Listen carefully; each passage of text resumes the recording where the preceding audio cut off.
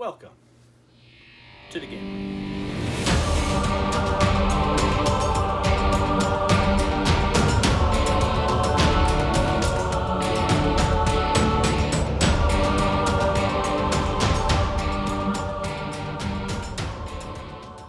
John, take it away, sir. Okay, so the premise is when you start out, you're going to roll for initiative to see who goes first. We rolled a 3, so we'll roll again. Okay, I rolled a 9, you rolled a 6. Let's pretend you rolled a 9 and I rolled a 6. So you're going to get to go first, okay?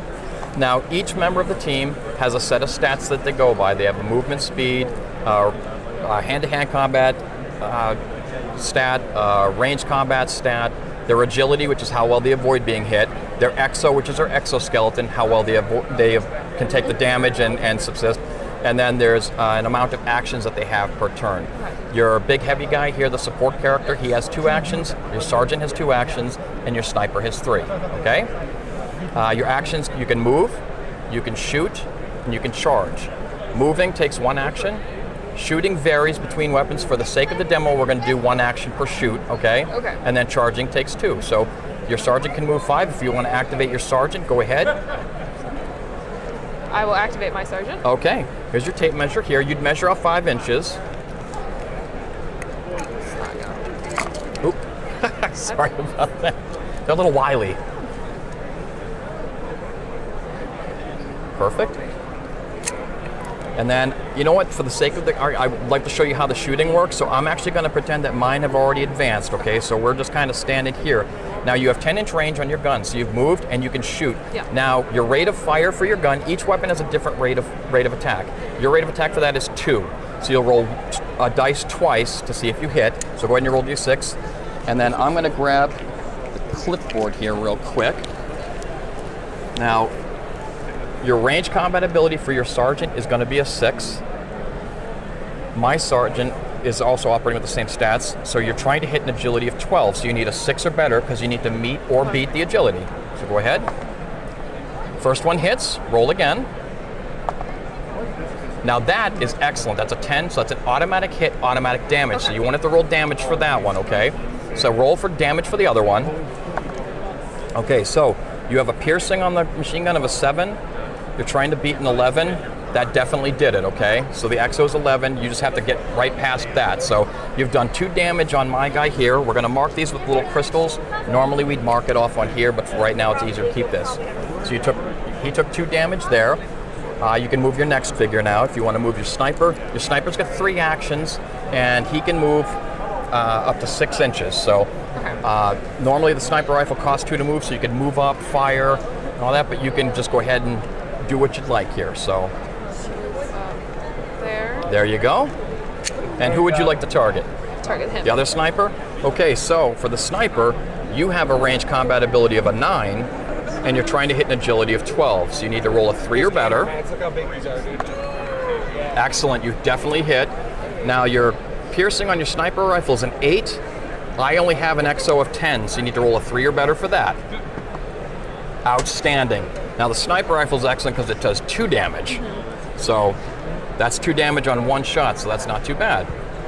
And now the heavy machine gunner, you can go ahead and move, they move 4 inches, and they have a 15-inch range for their weapon.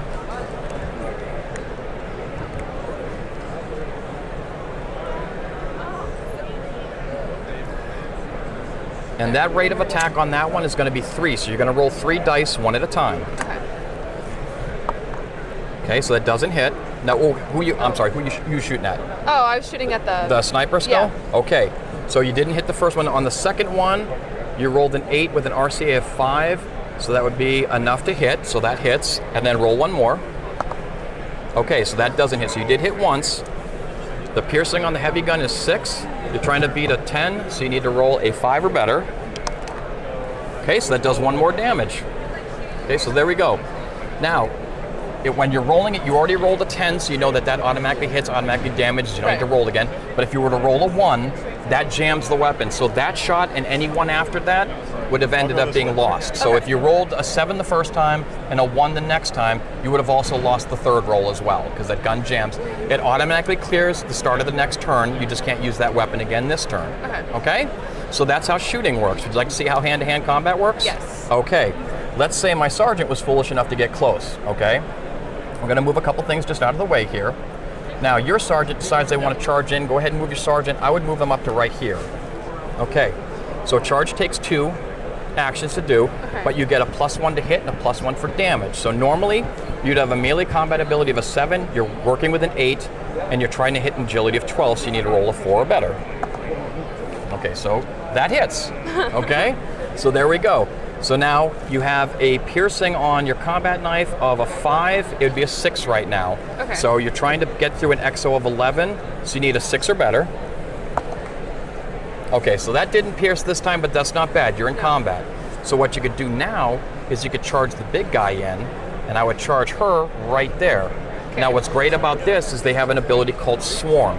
So for each successive person that charges in, you get another +1 because you have buddies with you. So when she charged in, not only did she get the +1 for the charge, but she gets another +1 for her buddy being in the battle. So normally she'd have a melee combat of 5, she's got a melee combat of 7, and you're trying to hit an agility of 12. So you just need a 5 or better. So that hits. Perfect. And now with the Iron Fist, piercing is 4. Go ahead and roll. You're trying to beat an XO of 11, so you need an 8 or better. Okay. So that's not bad. Okay, so you didn't do damage, but the great thing about that is her ability allows her, if you have to get this guy away from him, like say this guy was about to die, that punch could automatically knock him out of combat. As long as you hit, you can choose to push that person out of combat. Okay. So you'd be able to save them, and they could get out of there and get far enough away. Okay. All right, so they're done because their actions are all taken up. Now you could charge your sniper in. I would only recommend doing this if this guy's pretty low on body points left. So charge your sniper in. Now snipers are notoriously bad at hand-to-hand combat, except now he's at a +3 because he's charged and he's got 2 buddies with, so he's at a melee combat of 7 instead of 4. Now you're trying to hit a 12, so you just need a 5 or better. Okay, so that hits. And again, combat knife is a piercing of 5, but it's up to an 8 right now. So you're just trying to beat an 11, so you just need a 4 or better. So that definitely does. That's another point of damage. Now, the sniper also has 1 additional action left. They could choose to make another attack, which would give them, now they don't get the plus for the charge, but they do get the +2 because they've got buddies in the combat with them. So if you go ahead and roll, you're rolling with a 6 right now, and you're trying to hit a 12. So you need a 6 or better. That does it. And instead of an 8, you're down to a 7 with the piercing, but you're only trying to beat an 11, so you need a 5 or better. That does it, so that's another point. So potentially, you could have wiped out this guy by now. So that's how hand-to-hand combat works. Okay. And what's great is each one of these guys has their own special abilities and a once per game thing that they call a talent. So once per game, the sergeant can allocate an extra action to any one person on his team, including himself, and you can use that in conjunction with the other talents and abilities. Your heavy gunner there has an ability called Sugar Rush that gives the model +3 to their speed for the whole turn. So instead of moving at speed 4, they move at speed 7. Wow. So like, for instance, if you're here, your sergeant activates, assigns Taskmaster to the heavy, he does his activations and is done. When this one activates, they can move 7 inches and fire their weapon, move 14 inches and throw a grenade, or move 21 inches to capture an objective. Wow. Yeah. The sniper is probably my favorite ability. It's called Hollow Field. And what this does is, say you've got somebody like this guy, these guys are really fragile. If they get hit, they die pretty quick. So say this guy with 3 shots, first shot hits, you declare Hollow Field before they roll for damage, and you can move anywhere within 3 inches of where you just were, and their shots are lost. Okay. So they basically just sprayed a hologram. That's really cool. So, and it takes 2, it costs 2 to fire each one of these guys' guns, but what's great is like if he were to give this guy Taskmaster, you could fire twice, you could move 6 inches and fire, move 12 inches and fire, or move 6 inches, fire, and move back 6 inches. That's really cool. So, yeah. And what's great is anything basically their height and less, they can skitter right through as if it wasn't even there because they're insect-based, so they just kind of clamber right over everything. It does count as cover no matter what they're behind. Even if they're only like that, they still get cover, which makes it 1 harder to hit. So, like your range combat ability, it is reduced by 1 if you're trying to hit somebody behind cover. So, any questions about the game?